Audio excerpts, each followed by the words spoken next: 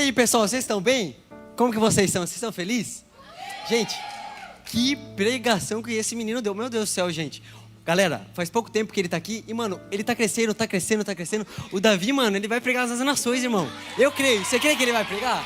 Eu tenho a plena convicção que as nações são dele. Deus já deu as nações na mão dele. Ele só basta ir e treinar. É isso? Bora então? Bora pregar? Então vamos lá. Antes de mais nada, eu quero agradecer ao Senhor Jesus por essa oportunidade de estar aqui hoje, porque eu entendo que além de eu compartilhar vida, eu também estou recebendo vida de vocês. Quando eu estou aqui compartilhando, vocês também estão transbordando em mim e eu transbordando em vocês. Também quero agradecer ao pastor Eduardo, à pastora Priscila, por eles terem aceitado o chamado que Deus colocou no coração deles. Quero agradecer o Gu, que não está aqui, deve estar numa reunião, mas eu sou muito grato pela vida do Gu, da Lari, que são os nossos líderes, por tudo que eles fazem pelo Recap, por esse amor, com esse carinho que eles têm nos tratado e por tudo que eles vão fazer, porque eu aprendi uma coisa com eles. Sabe o que eu aprendi com eles? Que os nossos pés devem estar no presente, mas os nossos olhos no futuro. Eu já consigo ver o quão grande o Recap vai se tornar daqui a alguns meses, daqui a alguns dias. Quem crê? Quem crê? Amém? Aplauda a vida do Senhor Jesus, irmão. Aplauda Ele.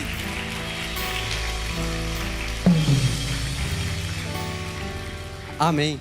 Vamos lá então? Oh, ficou bonito. Deixa eu ver daqui. Oh, ficou legal, hein? Hoje nós vamos falar sobre isso, a justiça de Deus revelada na cruz. Então vamos lá. Quem aí já ouviu sobre a justiça de Deus? Um pouquinho, mas hoje vocês vão ouvir, amém? Então vamos lá. Você já parou a pensar sobre o que é a justiça de Deus? Porque se a gente formos honestos com a gente mesmo, é uma pergunta difícil de se responder. Vai que alguém para você e fala assim, mano, o que é a justiça de Deus? O que você responderia? Talvez você falaria, Deus é amor. Sim, Deus é amor. Mas além de amor, Deus também é justo. Escuta aqui, Deus ele possui dois aspectos. Repitam comigo. O amor. Gente, mais animados, vamos lá. O amor. A justiça. Ou seja, tudo o que ele faz, tudo o que ele for fazer, deve estar de acordo tanto com o seu amor e tanto com a sua justiça. Agora, nós vemos que o homem desobedeceu a Deus. Deus pediu, não desobedeça eu. E ele foi lá e desobedeceu. Agora vamos supor que no momento que o homem desobedeceu a Deus, Deus olhasse para o homem e dissesse assim, você pecou contra mim, você me desobedeceu, mas eu te amo. Vá, siga em frente, eu esqueço seus pecados. Isso seria o quê? Isso seria amor? Mas seria justiça? Será que justiça seria justiça? Porque ele poupou ele, isso daí é o que o amor pede, que Deus poupe o homem. Mas Deus, ele não pode só fazer isso, porque ele também condiz com o lado justo dele. Ou seja, tudo que ele faz deve estar de acordo com essas duas naturezas. Agora, vamos supor que quando o homem pecou contra Deus, Deus olhasse para o homem e falasse assim, você pecou contra mim, então você vai sofrer a morte eterna. Isso seria o quê? Amor ou justiça? Seria justiça. Exatamente, vocês estão ligados, hein? Vocês estão ligados. Seria justiça.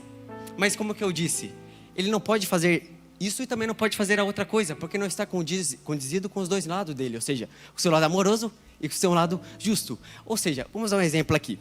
Meu óculos, eu uso óculos, possui duas lentes, certo? O óculos de Deus, ele também possui duas lentes, tanto o lado justo de Deus, como o lado amoroso de Deus. Quando Deus coloca, ele não pode tampar esse lado e só ficar com o lado justo de Deus. E nem esse lado ficar só com o lado amoroso de Deus. Porque ele é pleno, ele estaria limitado. E Deus não é limitado. Então, tudo que ele faz, eu vou repetir de novo para que você fixe isso aqui na sua cabeça. Tudo que ele faz deve estar tanto de acordo com o seu amor e tanto de acordo com a sua justiça. A sua justiça é o modo dele ser. Ou seja, tudo que ele fala, acontece. Toda desobediência contra ele, há um julgamento. E ele é amor. Além de amor, tudo que ele faz, ele tem que amar. A sua natureza é amar. Então, ele vai usar a justiça de Deus e o amor dele. Amém? Agora vamos ver, vocês já entenderam isso daí, né? Então, beleza. Vamos lá em Gênesis, lá no comecinho de tudo, no princípio de tudo, para a gente ver como que isso aconteceu. No princípio, nós vemos que Deus, ele criou os céus e a terra. Após isso, ele vai criar o homem, vai plantar um jardim no Éden, vai estabelecer o homem que ele criou dentro desse jardim e ele vai dar uma ordem ao homem. Sabe o que ele vai dizer? Gênesis capítulo 2, versículos 16 e 17, por favor. Aí, ó. E ordenou o Senhor Deus ao homem, dizendo, de toda árvore do jardim comerás livremente. Mas da árvore do conhecimento do bem e do mal, dela não comerás, porque no dia em que dela comerdes, certamente morrerás. Essa foi a ordem que Deus deu ao homem. E o que o homem fez? Vamos ver? Gênesis 3:6. Quando a mulher viu que a árvore era boa para alimento, atraente aos olhos e desejável para dela se obter sabedoria, tomou do seu fruto e o comeu. Também deu ao seu marido que estava com ela, e ele comeu. Ok, aí eles desobedeceram a Deus e o pecado entrou. Daí você vai ver, versículo 7. Então os olhos dos dois se abriram, coisa do pecado, e perceberam que estavam nus. Por isso entrelaçaram folhas de figueiras e fizeram algo para cobrir-se. Irmão, o pecado é assim, ele sempre vai te tentar cobrir na presença de Deus. Mas isso Deus te conta depois. Vamos lá. Então veja, neste momento, eles pecaram contra Deus. Após isso, o pecado entrou no mundo. Com o pecado, a morte também entrou no mundo. A morte passou a reinar sobre todos os homens. E com isso veio todas as doenças e tudo mais. Mas além disso tudo, que é muita coisa, o homem contraiu uma dívida perante Deus. Pergunte, qual dívida é essa? Paulo vai dizer, lá em Romanos 6:23. Porque o salário do pecado é a morte, mas o dom gratuito de Deus é a vida eterna em Cristo Jesus, nosso Senhor.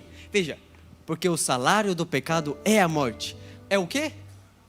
Esse é a dívida que o homem contraiu. Ou seja, uma vez que ele pecou, uma vez que ele desobedeceu a Deus, e o salário do pecado é a morte, o salário da desobediência é a morte, é completamente justo, irmão, que Deus condene o homem à morte eterna. Mas escuta aqui, Deus em sua sabedoria, Ele sabia que essa não era a única solução para o problema do pecado.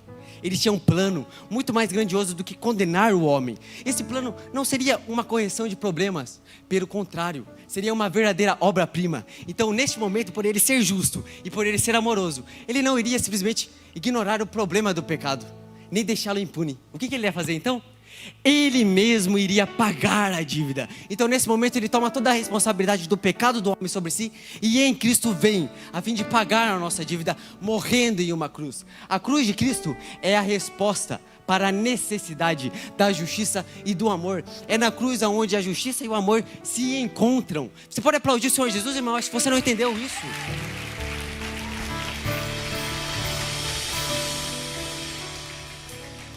Na cruz, Ele é o cobrador, mas ao mesmo tempo que Ele cobra, Ele também paga. Ao mesmo tempo que Ele cobra, Ele paga. Entenda isso.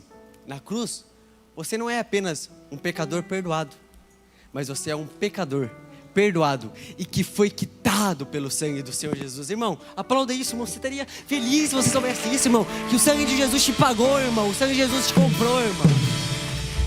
Amém. Deus, Ele não te salva só porque Ele quer, mas Ele te salva porque Ele é justo. Foi o amor que levou Jesus à cruz, mas foi a justiça que levou a Deus a nos perdoar. E eu faço uma pergunta para você hoje: qual justiça você tem expressado? Eu não sei se você sabe, mas nós não temos justiça própria. Exatamente. A Bíblia, ela diz que a nossa justiça, em Isaías 64, é como um trapo de imundícia diante de Deus. Em outras palavras, a nossa justiça é como um pano sujo diante de Deus. Por mais bonzinho que eu seja, é pano sujo diante de Deus. Por mais justo que eu, Leonardo, acho que eu sou, é pano sujo diante de Deus. Mas entenda isso, eu tenho uma notícia boa para te dar. Quando Cristo morreu na cruz por nós, Ele realizou toda a justiça de Deus por nós, no nosso lugar. Agora não é mais a minha justiça, mas a justiça dele por mim, porque Ele morreu no meu lugar. E quando eu creio nele, essa justiça passa a viver em mim. E não é eu, irmão, é Ele em mim. Aí por isso que 2 Coríntios vai dizer, deixa eu ver o versículo aqui, 5:21.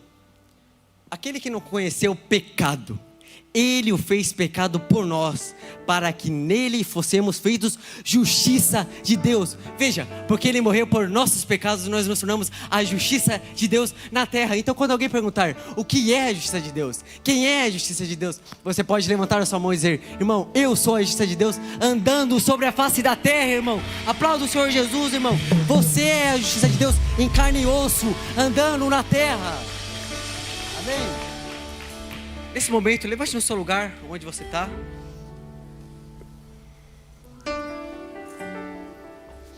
Irmão, eu não sei o que você tem vivido, eu não sei o que você tem feito ultimamente, não sei o quão bom você tem sido... Mas escuta aqui, Deus já fez tudo por você.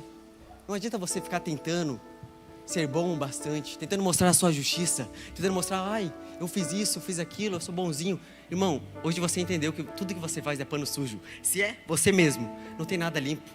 Mas Cristo, Ele morreu, Ele completou toda a justiça no nosso lugar. E quando eu e você cremos nele, essa justiça, ela passa a ser a nossa justiça. Ele passa a viver em nós, Ele passa a habitar em nós. Oxi, caiu aqui.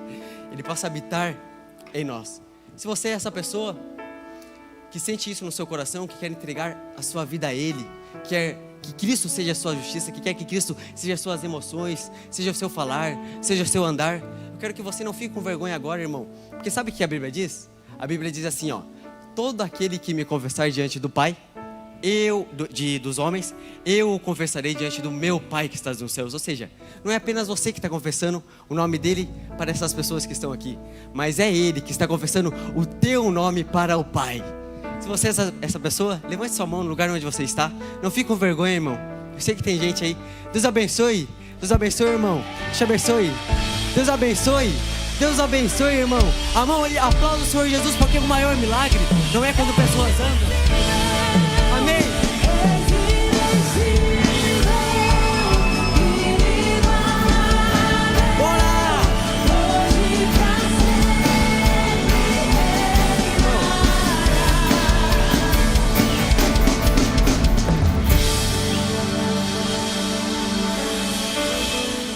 Irmão, entenda que o maior milagre acabou de acontecer.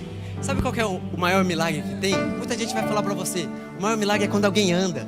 O maior milagre é quando alguém se levanta da onde estava morto. Sabe, vamos falar, o maior milagre é quando as pessoas passam a ouvir, passam a falar. Mas o maior milagre de todos é quando um espírito que estava morto passa a viver. É quando Cristo passa a encher o teu espírito. Você que levantou a sua mão, aí no lugar onde você está, ignore as pessoas que estão do seu lado, feche seus olhos, coloque a mão no seu coração e repita essa palavra comigo. Senhor meu Deus, eu creio que Tu morreu pelos meus pecados.